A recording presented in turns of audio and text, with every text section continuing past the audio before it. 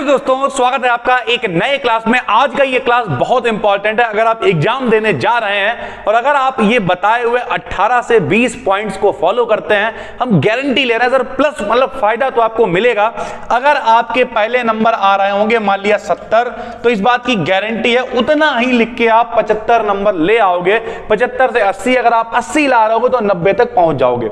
Total 18 से 20 points की बात करेंगे। वीडियो को पूरा देखिएगा, क्योंकि सिर्फ आप स्क्रीनशॉट लेना है तो लीजिए सर स्क्रीनशॉट लेके भाग जाइए, क्योंकि बात स्क्रीनशॉट की थोड़ी है तो सब गूगल पे भी मिल जाता है, लेकिन जो एक्सपीरियंस है उसे आपके साथ शेयर करने वाले हैं, वरना अर्थ का अनर्थ हो जाता है, व्यक्ति कुछ और समझ लेता है। जैसे पहला पॉइंट है, लिखने के लिए 2 से अधिक पेन साथ में रखें। देखिए भाई, जब कभी भी आप पेपर देने जाते हैं, लोग कहेंगे 2 से ज्यादा मतलब एक काला ले लेंगे, एक नीला ले लेंगे और भी कोई कलर नहीं सर।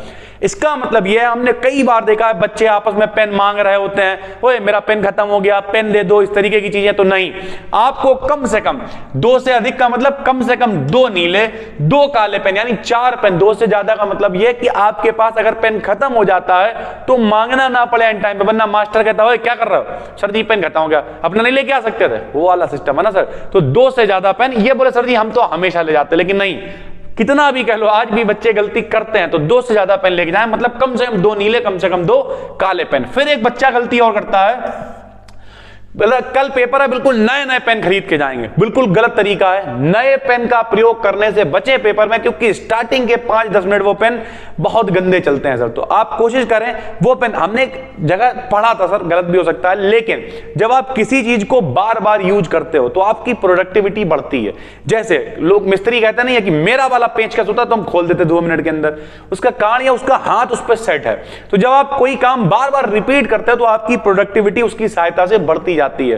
तो कोशिश करें एक ही कंपनी के पेन बार बार यूज करें। बहुत सारे लोग होते हैं वो जाते हैं ढूंढ के लाते जाके, हमें वही वाला पेन चाहिए। क्यों? अच्छा, कुछ लोग कहते हैं यार ये तो इस पेन में क्या रखा हुआ, उस पेन में क्या रखा उससे मतलब नहीं है, लेकिन वो पेन उसकी प्रोडक्टिविटी बढ़ा रहा है क्योंकि वो बार बार उसी चीज को कर रहा है मेरे भाई। जैसे ये वीडियो हम शूट कर रहे हैं, बार बार बनाते रहना, तभी तो इतने अच्छे से 1 टेक में बन जाती है, वरना पहले 10 बार काटते थे, जोड़ते थे, तब जाके वीडियो पढ़ पाती थी। तो कोशिश करें नया पेन बिल्कुल लेके नहीं जाना है, जिससे लिख रहे हो उसी पेन को बार बार यूज करो। और प्लस अगर नया लाए भी हो तो घर पे थोड़ा उसे चला लो, थोड़ा सा चला के देख लो, थोड़ा लिख लो। जब वो थोड़ा सा पेन चल जाएगा तो ज्यादा अच्छे से पेपर में चल पाएगा। ठीक है भाई। पॉइंट नंबर 3 है, क्वेश्चन पेपर को ढंग से पढ़ें। हम ये बिल्कुल भी नहीं कहेंगे कि आप शुरुआत में ही पूरा पेपर पढ़ लें, क्योंकि लोग कहते नहीं कि प्रारंभ के 15 मिनट पढ़ने के लिए, पढ़ने के लिए कुछ नहीं है। अगर आपने शुरुआत में ही पूरा पेपर पढ़ लिया तो आप डर जाओगे। डरने का मतलब यह है कि आप देखोगे कि यार अगर पेपर बहुत सरल है तो घबरा जाओगे, कठिन है तो डर जाओगे। इससे अच्छा क्या है, क्वेश्चन पेपर को ढंग से पढ़ने का मतलब यहां पे यह है कि कई बार व्यक्ति पूरा क्वेश्चन पढ़ता ही नहीं। जैसे हमने एग्जाम्पल में कई बार बताया, मान लिया केमिस्ट्री का पेपर है, उसने कहा कि ओस्टवाल्ड विधि से क्लोरीन के ओस्टवाल्ड विधि से नाइट्रिक अम्ल के निर्माण को चित्र सहित समझाते हुए इसकी एयू से क्रिया लिखिए। अब लोगों ने क्या किया, एयू से क्रिया देखो, सिर्फ ओस्टवाल्ड विधि देख ली और सिर्फ उतना सा देख लिया, सिर्फ ओस्टवाल्ड विधि लिख दी, बाकी छोड़ दिया पूरे क्वेश्चन में, जबकि रिएक्शन भी पूछ रखी थी और आपके नंबर कट गए। ढंग से पढ़ने का मतलब ये समझिए क्वेश्चन में पूछ क्या रहा है। जैसे इस साल ही फिजिक्स के पेपर में लोगों ने क्या किया, पीएनपी ट्रांजिस्टर जो था उभयनिष्ठ उत्सर्जक के रूप में पूछा था। बच्चों ने उभयनिष्ठ उत्सर्जक कुछ नहीं, जो भी आया बोले अरे यही किया हमने क्या किया इसमें, बोले पीएनपी ट्रांजिस्टर लिख दिया। कुछ नहीं मेरे भाई, पीएनपी ट्रांजिस्टर पूछा ही नहीं था उसमें। इसका मतलब आपको क्वेश्चन पेपर को ढंग से पढ़ना पड़ेगा। ये दिक्कतें लोगों को होती हैं, तभी तो इस वीडियो को हम बना रहे हैं मेरे भाई। पेपर देख के घबराए नहीं। देखो भैया, अगर बाई चांस पहले तो पूरा पेपर पढ़ो मत, लेकिन अगर आपने देख लिया कि पेपर बहुत ज्यादा कठिन है तो इसका मतलब ये बिल्कुल नहीं है, अगर आप पढ़ के गए हो तो इसका मतलब ये बिल्कुल नहीं है कि सिर्फ आपके लिए कठिन है, वो लगभग बच्चों के लिए कठिन ही होगा। तो ऐसे टाइम पे घबराना नहीं है। सब थोड़ी फेल हो जाएंगे ना, सरकार सबको फेल करवा देगी, भैया सब फेल हो जाए, सरकार जवाब क्या देगी भाई? जो एजुकेशनल पूरा सिस्टम चल रहा है उसे कैसे आदमी समझाएगा? तो ऐसे टाइम पे जब बहुत ज्यादा कठिन पेपर आ जाता है तो उसकी मार्किंग अच्छी करी जाती है। तो ऐसे टाइम पे डरना नहीं है। अगर कुछ भी नहीं आता है तो जो पढ़ के गए हैं फिर वो लिखिए। हम तो हमेशा कहते हैं, मान लिया आप 12th में, आप बीएससी में, अगली साल नए क्लास में चले जाओगे, उसका करोगे क्या यार? इतना सब याद किया, इतनी मेहनत की, तो लिख डालो, जितना लिख सकते हो उतना लिखो मेरे भाई, अंधाधुन। ठीक है। कॉपी का पहला पेज सावधानी से भरें। अब पहला पेज सावधानी से भरने का मतलब ये जहां पर आपको नाम लिखना होता है, ठीक है। साथ ही साथ हमने देखा, हमने कई बार पेपर दी, बल्कि हमने 4 बार एमए किया है, ठीक है। इस बार फिर करेंगे, 5वां हो जाएगा। तो ओवरऑल बात यह कि हमने इतनी साल पेपर देते हो गया, तब भी कोई ना कोई क्लास में बौरा बैठा होता है, वो यही कहता है मैडम जी या सर जी वो व्हाइटनर दे दीजिए। बोले क्यों? बोले अरे वो गोला गलत रंग गया। तो पहले पन्ने जो OMR शीट होती है, गोले रंगने होते हैं, नाम डालना होता है, रोल नंबर डालना होता है, उसे अच्छे से करो मेरे भाई। जैसे BSc वगैरह में नाम वगैरह सब पढ़ता है, नाम, सब्जेक्ट, कौन सा पेपर है, सारी चीजें लिखी जाती हैं, तो उसे सही से लिखो। नहीं आता है तो पूछ लो मेरे भाई। इसका जो पहला पन्ना है वो सही से भरना, बार बार ड्रामा नहीं। फिर आपका ड्रामा, फिर मैडम जी घर पर 10 बार समझाएंगी, फिर वो किसी ढूंढ के लाएंगी कि मार्कर वो दे दो, क्या नाम ये दे दो, वो दे दो, व्हाइटनर दे दो, दिक्कत होगी, टाइम खराब होगा। तो सावधानी से भरो। और नहीं आता है तो थोड़ा सा रुक जाओ, जब साइन करने आएंगी वो खुद ही बताइए, करने आएंगे तो वो खुद ही बता देंगे सर जी की बेटा यहाँ पे आपका छूटा हुआ, इसे भर लो, बात खत्म हो गई। कॉपी पर साफ सुथरा लिख के, हर आदमी कहता है सर जी मेरी राइटिंग अच्छी नहीं है, तो हम क्या करें? अच्छी राइटिंग होना और साफ सुथरा लिखना, दोनों में फर्क है। साफ सुथरा मतलब जितना अच्छा हम लिख सकते हैं उतना अच्छा तो लिखेंगे। एक क्या होता है, हम यहां पे लिखें साफ सुथरा, देखिए ऐसे साफ सुथरा। अब हमने कोई बहुत बढ़िया राइटिंग नहीं लिख दी है, साफ सुथरा ऐसे करके। और एक हम क्या करें, साफ सुथरा दे दो, नहीं अंधाधुंध, मतलब नहीं चीता पोती करी। 3 घंटे हैं मेरे भाई, वो लिखने के लिए दिए जा रहे हैं। बहुत सारे बच्चे आते हैं, अरे 1 घंटे में पेपर हो गया, 2 घंटे वहां बैठ के क्या लड्डू मिल रहा था, ये जल्दी करने के लड्डू मिल रहे थे। तो इस बात का ख्याल रखो कि मेरे भाई साफ पूरा टाइम यूटिलाइजेशन करो, कायदे से 3.5 घंटे आपको मिल रहा है, उसका इस्तेमाल करो बिल्कुल बढ़िया करके। व्याकरण पर विशेष ध्यान दें। व्याकरण का मतलब यहां पर है जो आप कंटेंट लिख रहे हैं। कंटेंट का मतलब आप जब राइटिंग लिख रहे हैं, अच्छी राइटिंग लिख रहे हैं, अच्छी बात है, लेकिन लिखते समय ग्रामेटिकल मिस्टेक्स कम हो। जैसे मान लिया आप इंग्लिश लिख रहे हैं तो आपने स्पेलिंग्स में मिस्टेक कर रखी है, हिंदी लिख रहे हैं पा इधर की उधर लगी हुई है, यानी लिखते समय जो मिस्टेक्स होती हैं उन पे ध्यान दें कि वो गलतियां ना हो आपकी, ठीक है। कॉपी पर केवल प्रश्न संख्या ही लिखें। जैसे हमने एक शॉर्ट भी बनाया था, 2 लाख से ज्यादा लोगों ने देख लिया उसे। उस बच्चे ने क्वेश्चन उतारा, क्वेश्चन उतारने के बाद चारों विकल्प उतारे, चारों विकल्प उतारने के बाद सारे टिक लगाए, पता चला आप आधे घंटे तक विकल्प ही करते रह गए, तब तक बच्चा आधे घंटे में पास हो गया, बाकी जिन्होंने अंधाधुंध लिखना शुरू कर दिया। तो आपको क्या करना, सिर्फ और सिर्फ इस तरीके से डालना, हमारे प्रश्न संख्या जो भी है आपका वो डाल देना, या उत्तर संख्या जो भी है वो डाल देना, ठीक है।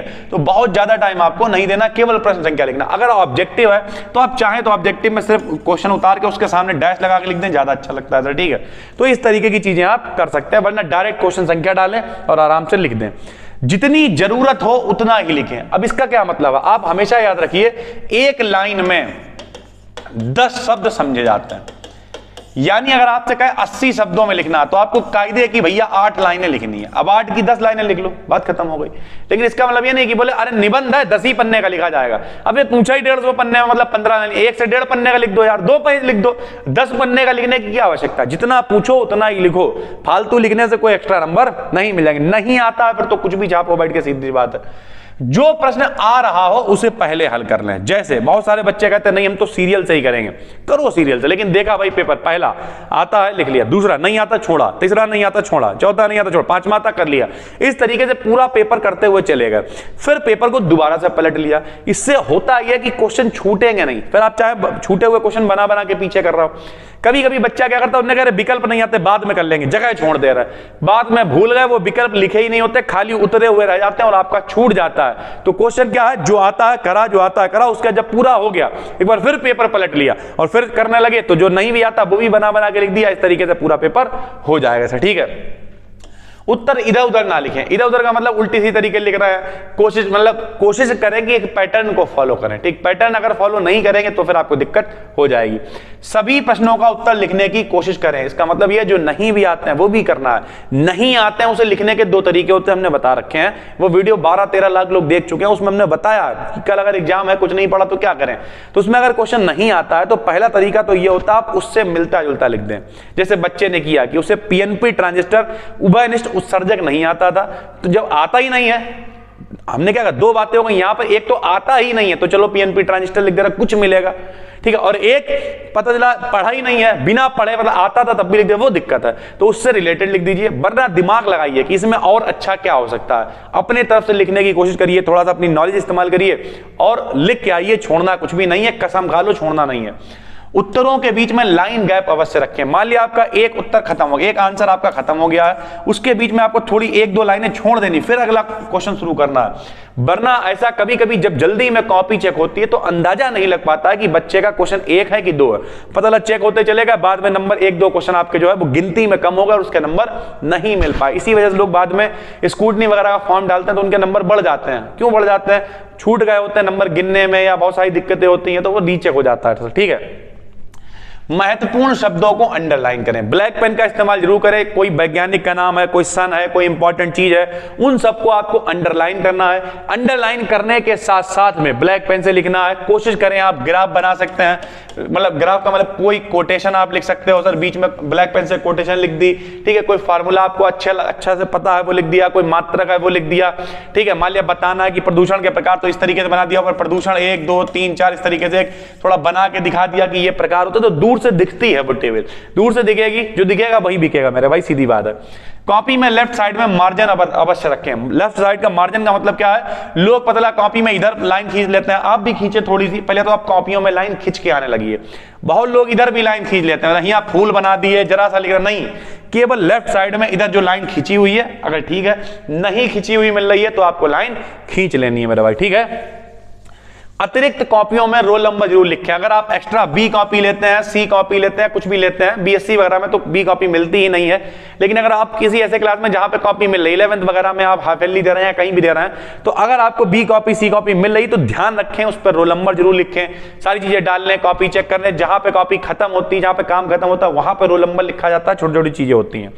आवश्यक चित्रों को अवश्य बनाएं। चित्र पे आपको काम करना ही पड़ेगा। लोग कहते हैं चित्र नहीं बनाएंगे, तो चित्र नहीं बनाओगे, हो सकता है 5 नंबर के क्वेश्चन में 1 ही मिले, 1.5 ही मिले। चित्र बना दोगे और उल्टा सीधा भी लिख दोगे बना के, तब भी हो सकता है 5 में 5 मिल जाए। ये बात आप याद रखना सर, ठीक है। और कॉपी शांति से लिखें। शांति से लिखने का मतलब ज्यादा चौंचियाएं मत, पड़ोसी से पूछ लिया, इससे कर लिया, वो कर लिया। अपने ऊपर भरोसा करो मेरे भाई, अपने ऊपर भरोसा करोगे मौज काट दोगे, इस बात की जिम्मेदारी है। तो ये बहुत सारे पॉइंट्स थे सर, ठीक है। उम्मीद करते हैं आपको सारे अच्छे लगे होंगे और हमने एक एक करके आपको अपने अनुभव के हिसाब से समझाने की कोशिश की। ओवरऑल हम यही कहना चाहेंगे, पेपर में कुछ भी छोड़ के नहीं आना, यहां तक कि अगर कुछ भी नहीं आता तब भी कॉपी भरो। 1 कॉपी 2 कॉपी का मतलब, लोग कहते हैं कॉपी भरने का क्या मतलब है? कॉपी भरने का मतलब होता है कि जब नहीं कुछ आ रहा है तो जो क्वेश्चन हमें आते हैं हम फिर वही लिखेंगे, बात खत्म हो गई। और पहले कोशिश करेंगे कि उस पेपर में हम काफी कुछ कर पाएं। उसके अलावा पेपर में क्वेश्चन कितने पेज के लिखे तो वो भी हमने आपको बता दिया।